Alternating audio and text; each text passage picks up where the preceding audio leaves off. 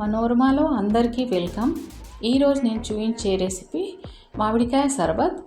ఎండాకాలం ఒకవేళ బయటికి వెళ్ళాల్సి వస్తే ఈ సర్బత్ ఒక గ్లాస్ తాగేసి బయటికి వెళ్తే బాడీ డిహైడ్రేట్ కాకుండా ఉంటుంది.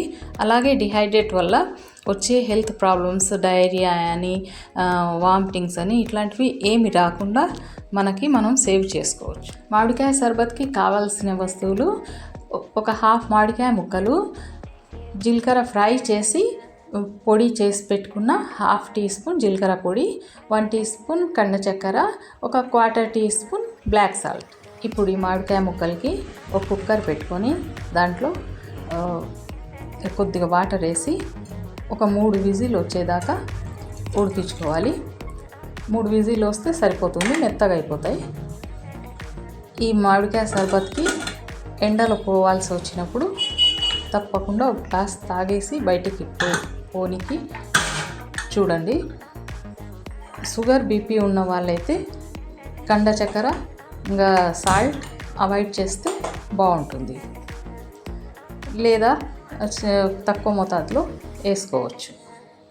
ఇప్పుడు ఈ ఉడికిపోయిన మామిడి ముక్కల్లో ఉండే వాటరు ఫిల్టర్ చేసుకోవాలి.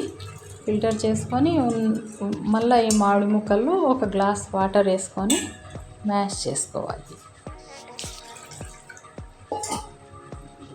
ఇప్పుడు ఈ మ్యాష్ చేసుకున్న మామిడికాయ ఫిల్టర్ చేసుకోవాలి. ఒకవేళ హాఫ్ మామిడికాయ ఫుల్గా ఉంది అనుకోండి, దీంట్లో 2 గ్లాస్ వాటర్ వేసుకోవచ్చు. ఈ మామిడికాయ నేను తీసుకున్నది పులుపు తక్కువ ఉంది కనుక 1 గ్లాస్ వాటర్ని ఇప్పుడు గ్లాస్లో 1/2 టీ స్పూన్ బ్లాక్ సాల్ట్ వేసుకుంటున్నాను. ఒక హాఫ్ టీ స్పూన్ జీలకర్ర పొడి, వేయించి పొడి చేసి పెట్టుకున్న జీలకర్ర పొడి, ఒక హాఫ్ టీ స్పూన్, 1 స్పూన్ కండ చక్కెర వేసుకుంటున్నాను.